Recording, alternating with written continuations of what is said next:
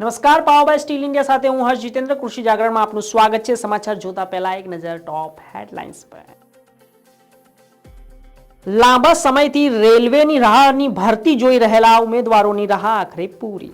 ઘણા રાજ્યોને પાછળ છોડીને મધ્યપ્રદેશને ફરીથી સોયાબીન પ્રદેશનું બિરદું મળ્યું. ખેડૂતોની આવક વધારવા માટે કેન્દ્ર સરકારે 13,966 કરોડ રૂપિયાની 7 નવી યોજનાઓનો આરંભ કર્યો. ખાડીનું લો પ્રેશર ગુજરાત પહોંચ્યું. આ જિલ્લાઓમાં ખતરો, પરેશ ગોસ્વામીની ભવિષ્યવાણી. દુષ્કર્મના કેસમાં 10 દિવસમાં થશે ફાંસી. વિધાનસભા બિલ રજૂ. કાયદામાં નવી જોગવાઈ.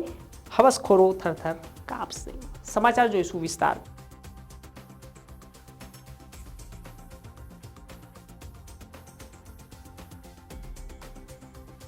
વાત કરવામાં આવે તો હવે ભારતીય રેલની અંદર ભરતીઓની તૈયારીઓ ચાલુ થઈ ગઈ છે. ભારતીય રેલમાં હવે ભરતીઓની તૈયારીઓ શરૂ થતાં જ વિદ્યાર્થીઓ હવે એકબીજાને સંપર્ક કરી રહ્યા છે કે પરીક્ષાઓ ક્યાંથી ચાલુ થશે. આગળની માહિતી એવી છે કે હું આપને આપી દઈશ કે જ્યારે હવે આરઆરબી એનટીપીસીની ભરતીઓ માટે સૂચના બહાર પાડવામાં આવી છે. ભારતીય રેલવેમાં નોકરી મેળવવાની આ એક સુવર્ણ તક છે. ઉમેદવારો આ પોસ્ટ માટે અરજી કરવા માંગતા હોય તો એપ્લિકેશન લિંક ખુલ્લી મૂક્યા પછી અરજી કરી શકે છે.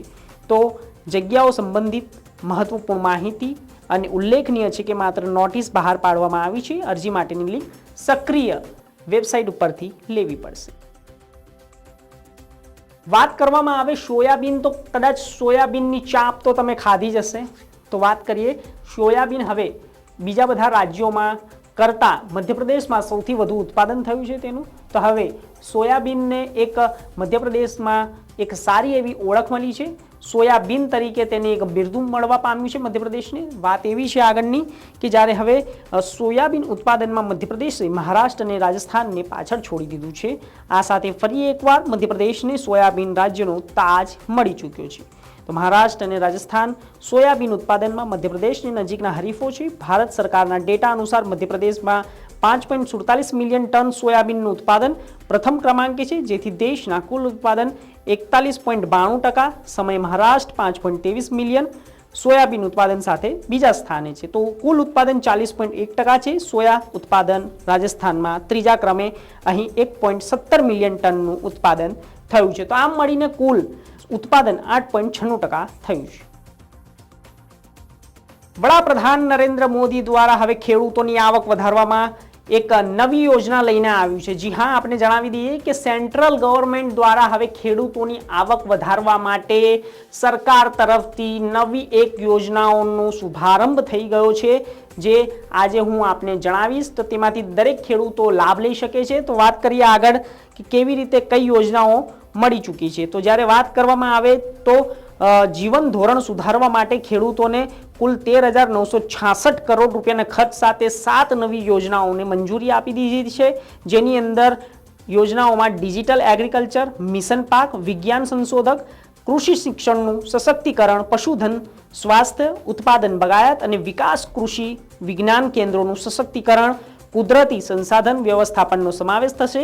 ડિજિટલ એગ્રીકલ્ચર મિશન ખેડૂતોને ટેકનોલોજીનો ઉપયોગ કરી મદદ કરશે, જ્યારે અન્ય રાજ્યો અને તેની યોજનાઓને આબોહવા અનુકૂળ ખાદ્ય સુરક્ષા અને આધુનિક કૃષિ શિક્ષણ પર કેન્દ્રિત કરશે.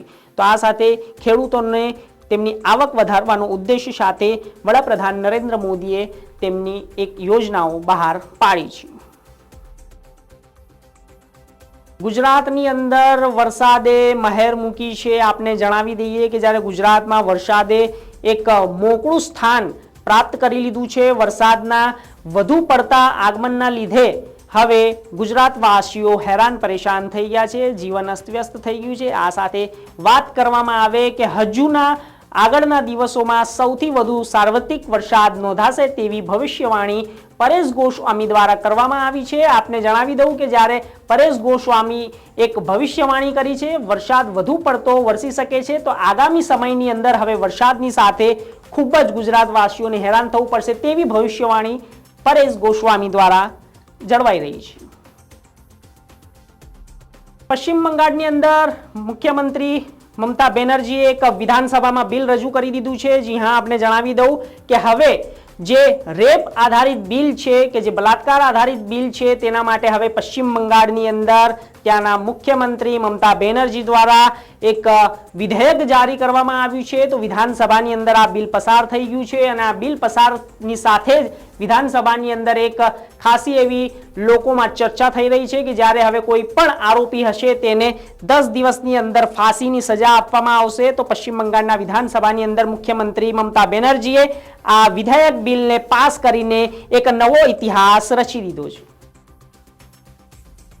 હાલ સમાચારોમાં બસ આટલું જ। દેશ દુનિયાના એગ્રીકલ્ચર ન્યૂઝ માટે જોતા રહો કૃષિ જાગરણ। નમસ્કાર।